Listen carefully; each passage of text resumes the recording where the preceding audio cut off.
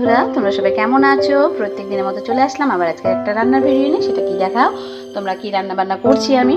তো এখানে দেখো এটা হচ্ছে মান কচু বন্ধুরা, এটা আমাদের একদম বাড়ির গাছে। তো দেখো এখান থেকে দেখতেও পাবে, এই দেখো এটা হচ্ছে মান গাছটা ছিল এখানে, সেটাকে তোলা হয়েছে বন্ধুরা। তো সেই মান কচু দিয়ে কিন্তু এই দেখো কাতলা মাছের মাথা রয়েছে, আমি এখানে ভেজে রেখেছি। এই মাছের মাথা দিয়ে কিন্তু আজকে একটা রেসিপি করবো, তো সেটাই তোমাদের সাথে শেয়ার করবো। আমার ভীষণ ভালো লাগে, কার কার একটু মান কচু খেতে ভালো লাগে অবশ্যই জানিও। তো তেলের মধ্যে ফার্স্টে আমি জিরে ফোড়ন দিয়ে এখানে কিন্তু আমি আলুগুলোকে একটু লাল লাল করে ভেজে নেবো বন্ধুরা। কারণ দেখো মান কচুটা একটু যেহেতু ভাপিয়ে নিয়েছি, সেহেতু আলুর সঙ্গে একটু সেদ্ধ হওয়ার ব্যাপারটা থাকে। মান কচুটা কিন্তু হালকা একটু সেদ্ধ হয়েই আছে। তো আগে কিন্তু আমি আলুটাকে এর জন্য ভেজে নেবো লাল লাল করে বন্ধুরা। তো দেখতে থাকো আমি কীভাবে রান্নাটা করি, সেভাবেই তোমাদেরকে দেখাবো। কে কে মান কচু খেতে ভালোবাসো অবশ্যই বন্ধুরা জানাবে। তো আমার তো ভীষণ ভালো লাগে, আমাদের বাড়ির গাছের একদম ভীষণ সুন্দর খেতে, গলাও ধরে না। তো কীভাবে রান্নাটা করছি সেটা তোমাদেরকে দেখিয়ে দেবো। তো দেখো বন্ধুরা এখানে কিন্তু খুব সুন্দর করে আমার আলুটা লাল লাল করে ভাজা হয়ে গেছে, তোমরা দেখতেই পাচ্ছ কত সুন্দর করে লাল লাল করে ভাজা হয়ে গেছে। তো এই অবস্থায় কিন্তু এখানে আমি বাটা মশলা অ্যাড করব। এখানে রয়েছে পেঁয়াজ বাটা, আদা বাটা, রসুন বাটা, জিরে বাটা, ধনে বাটা। তো সব কিছু বাটা মশলা দিয়ে আমি কাজ করি। তো বাটা মশলা দিয়ে স্বাদটা তো একদমই আলাদা হয়, তোমরা সবাই জানো। তো সেই বাটা মশলা দিয়ে দিলাম। তো এখানে আমি এবার দেব, যেহেতু কচু একটু চেষ্টা করব স্পাইসি হালকা একটু করার, কচু একটু স্পাইসি না হলে ভালো লাগে না। তো একদমই অল্প দেবো, খুব বেশি না। তো হলুদ দিয়ে দিলাম, এখানে আমি দিয়ে দিলাম স্বাদ মতো নুন, আর একটু বন্ধুরা এখানে জাস্ট আমি একটু হালকা করে মিষ্টি দিয়ে দেবো, কারণ এটা আমরা একটু দেই। তো যাদের মন হবে সে দেবে, আর যাদের মন হবে না তারা দেবে না।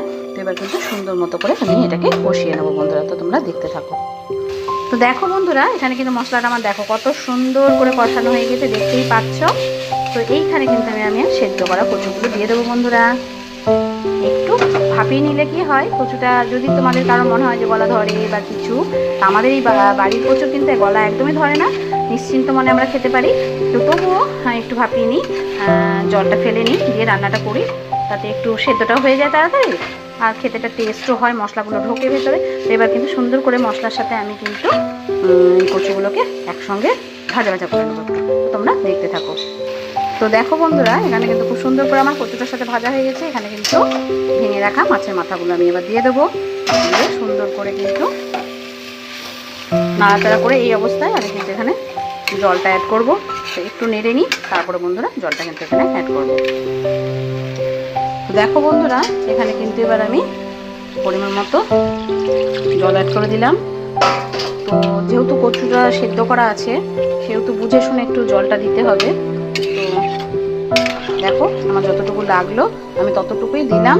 তো এবার কিন্তু আমি গ্যাসের ফ্লেমটা মিডিয়াম করে ঢেকে দেবো বন্ধুরা। তো তোমরা দেখতে দেখো, হয়ে গেলে কিন্তু আমি অবশ্যই তোমাদেরকে দেখাবো। তো কত সুন্দর কালারটা এসছে এখনই দেখতে পাচ্ছ। তো এখন ঢেকে দেবো কিছুক্ষণের জন্য। তো দেখো বন্ধুরা এখানে কিন্তু আমার একদম কচু রান্না রেডি, দেখতেই পাচ্ছ কত সুন্দর কালার এসছে বন্ধুরা। তোমরা ভালো করে দেখো। তো আমি যেভাবে রান্না করি সেভাবে তোমাদেরকে দেখালাম।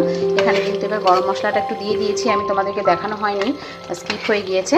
তো যাই হোক আমি গরম মশলা দেওয়া হয়ে গিয়েছে। তো এই অবস্থায় কিন্তু আমি এখন গ্যাসের ফ্লেমটা বন্ধ করে দেবো, কারণ এটা কিন্তু টেনে নেবে ব্যাপারটা। এর থেকে ড্রাই করলে কিন্তু একদম খুব শুকনো হয়ে যাবে, তাই জন্য এই অবস্থায় কিন্তু আমি এখন রেখে দেবো। তো দেখতেই পাচ্ছ কত সুন্দর হয়েছে, দেখো বন্ধুরা খেতে অসাধারণ লাগে যেহেতু বাটা মশলা। তো একবার বাড়িতে অবশ্যই ট্রাই করে দেখো, ভালো লাগলে লাইক কমেন্ট শেয়ার দিও। আজকে তো এই রেসিপিটা ছিল, কালকে আবার অন্য কোনো রেসিপি নিয়ে তোমার সামনে হাজির হয়ে দেবো। আজকের জন্য